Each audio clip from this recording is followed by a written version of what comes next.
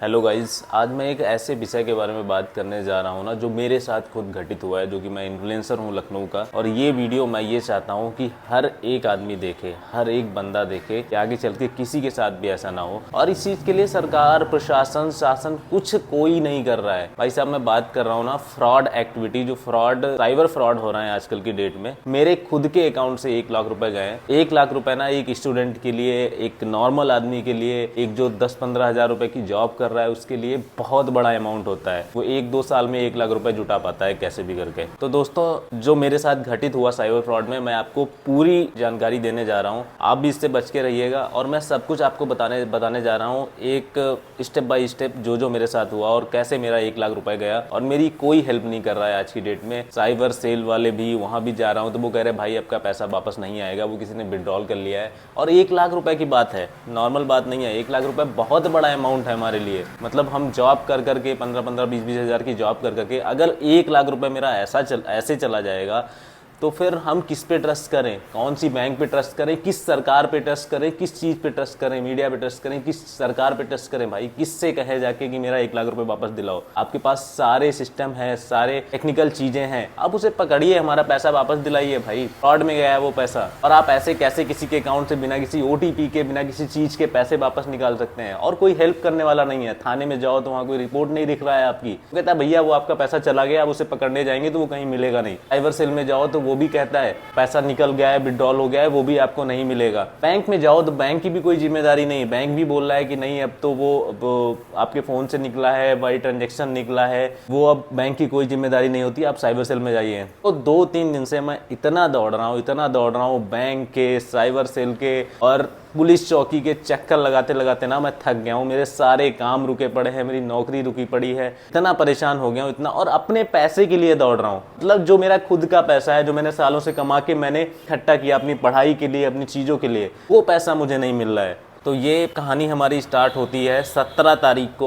हमारी चेकबुक आनी थी एक बैंक से, तो चेकबुक, मैंने बैंक से बात करी, मैंने कहा मेरा चेकबुक का एड्रेस गलत हो गया है। तो वो कैसे सही होगा, चेकबुक घर तक नहीं पहुंची है। चेकबुक के लिए एक नंबर मुझे मिला, नंबर पे मैंने कॉल किया तो उन्होंने बोला एक नॉर्मल सा ऐप है, वो आपके व्हाट्सएप पे आ रहा है, उस पर आप अपनी क्वेरी रेज कर दीजिए, आप अपनी कंप्लेन रेज कर दीजिए, आपका एड्रेस गलत है, अपना सही एड्रेस डाल दीजिए, आपका सही हो जाएगा। उस समय चेकबुक की बहुत ज्यादा जरूरत थी। हमने सिर्फ एप्लीकेशन वो व्हाट्सएप पे सिर्फ एक बार क्लिक किया और कुछ नहीं किया। उसके अलावा मुझे लगा कि ये फ्रॉड है, तो मैंने उसको दोबारा कॉल किया। मैंने कहा ये फ्रॉड लग रहा है मुझे। उसकी बातों से मुझे ऐसा लगा कि वो भी मेरे साथ फ्रॉड कर रहा है, तो मैंने उसे सुना दिया बहुत सारा। सुनाने के बाद उसने फोन कट कर दिया। मैंने उस एप्लीकेशन को तुरंत फोन से डिलीट कर दिया। मैंने कुछ उसके अलावा कुछ भी नहीं किया, तुरंत फोन से डिलीट किया, सब कुछ कर दिया, हटा दिया फोन से। 17 तारीख को ये सब हुआ। 17 तारीख के बाद 18 तक कुछ नहीं हुआ। 18 तारीख को दोपहर में 2:08 पे मेरे पास मेरे 3 बैंक अकाउंट हैं, एक यूनियन बैंक, स्टेट बैंक और HDFC।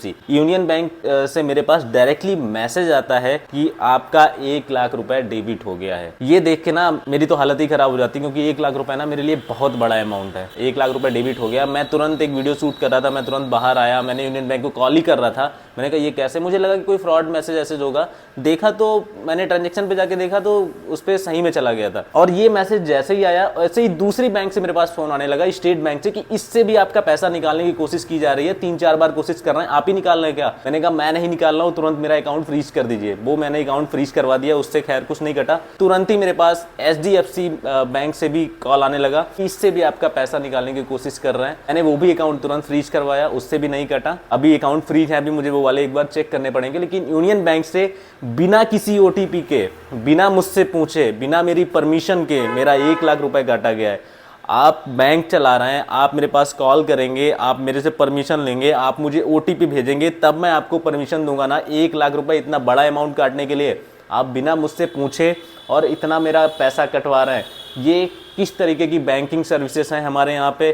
किस तरीके का फ्रॉड चल रहा है? और फ्रॉड के पास इतनी सारी चीजें हैं, मतलब फ्रॉड जो कर रहे हैं वो हमारी सरकार, हमारे साइबर सेल से भी ज्यादा तेजी से काम कर रहे हैं, वो वहां तक नहीं पहुंच पा रहे हैं। ये सब जैसे ही हुआ, मैंने तुरंत ही साइबर सेल के नंबर जो कि 1930 पे, मैंने तुरंत ही कंप्लेन रेज करी। कंप्लेन रेज करने के बाद साइबर सेल पे जिनसे मेरी बात हो रही थी, बहुत ही धीरे धीरे बात कर रहे हैं, बहुत ही धीरे धीरे, जैसे कि उनको कोई मतलब ही नहीं है।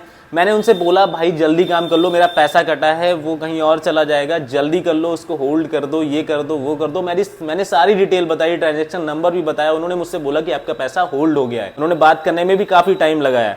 मैं बोल रहा हूँ कि इतनी लो सर्विस, इतनी धीमी सर्विस तो साइबर सेल की नहीं होनी चाहिए अगर किसी का पैसा आपको बचाना है। मुझे तो लग रहा है सब कुछ मिला हुआ है, क्योंकि भाई आप इतनी धीमी सर्विस दे रहे हैं। उसके बाद मैं तुरंत यूनियन बैंक गया, जबकि मेरा शाखा हरदोई का है।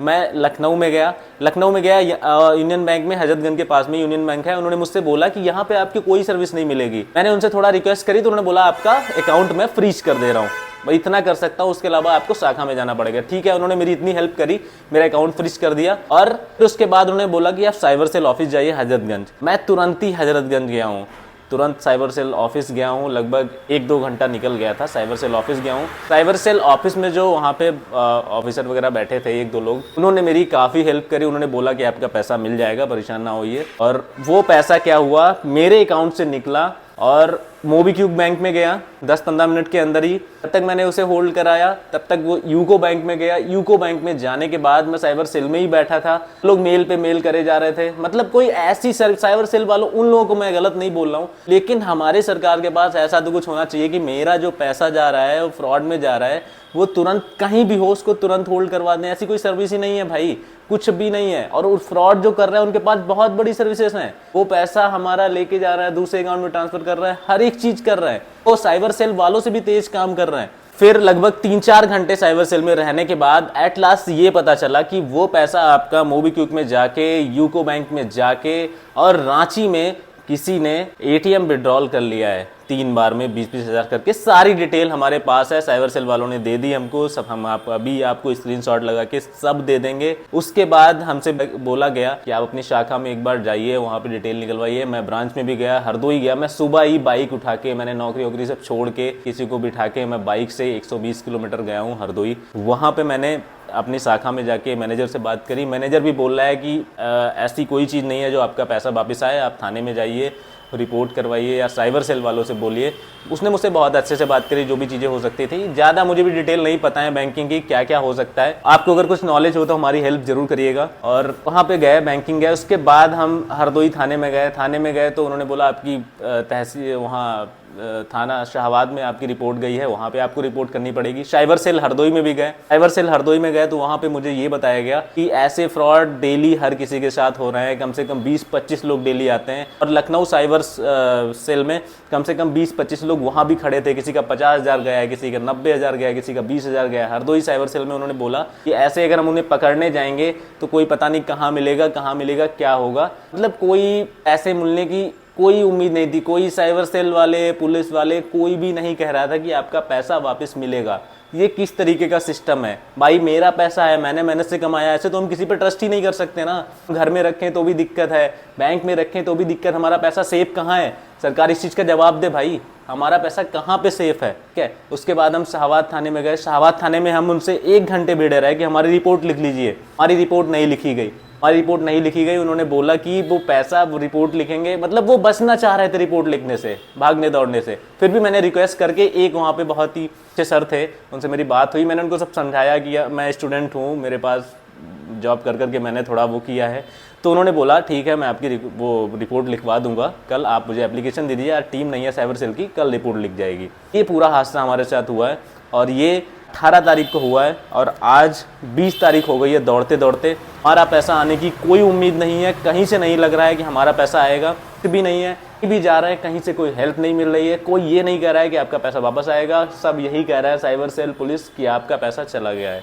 मुख्यमंत्री पोर्टल पे भी मैंने जाके शिकायत कर दी है, हर एक जगह मैंने शिकायत कर दी है। साइबर सेल वाले पे ट्रस्ट करते हैं। मतलब इतने बड़े बड़े ऑफिसेस हर जिले में, हर एक जगह पे बनाए हुए पड़े हैं। मतलब सरकार ऐसे ही उनको सैलरी दे रही है। आपको सैलरी मिल रही है तो आप पब्लिक के लिए बने हैं ना, आप उनका जो फ्रॉड हुआ है उसको कराइए ना। आप सिर्फ पावरफुल लोग जो हैं उन्हीं की हेल्प करेंगे क्या? नॉर्मल आदमी, मैं तो चलो तब भी थोड़ा बहुत ठीक हूँ, जो गरीब आदमी है और ज्यादा गरीब है, उनकी कहाँ से हेल्प हो रही है? उनकी भी तो नहीं हो रही है, वो तो और परेशान है। तो भाई मैं आप सबसे यही रिक्वेस्ट करूंगा, प्लीज प्लीज़ मेरी इस चीज़ में ज़्यादा से ज़्यादा हेल्प करें। आपको अगर कुछ भी नॉलेज है तो मुझे बताइए, क्योंकि मैं ना बहुत ज़्यादा परेशान हूँ। मेरे लिए एक बहुत बड़ा अमाउंट है ये। मैं घर का अकेला हूँ, ना कोई भाई है, ना बहन है, ना पिताजी हैं, सिर्फ माँ है मेरी घर पे। और मैंने कैसे भी नौकरी कर करा के ये पैसा जोड़ा है। मेरे घर पे इतने खर्चे होते हैं, सब अकेले मैं ही मैनेज करता हूँ खुद से। तो प्लीज़ मेरी हेल्प करें, जिसको जितना भी पता हो। और मैं सबसे बड़ी चीज़ अपनी सरकार से ये बोल रहा हूँ कि मैं सरकार को वोट देता हूँ, सब कुछ करता हूँ, सब मैंने किया है। मैं देखता हूँ इतनी सारी चीज़ें, लेकिन आज मेरे ऊपर जब बीत रही है तो ऐसे तो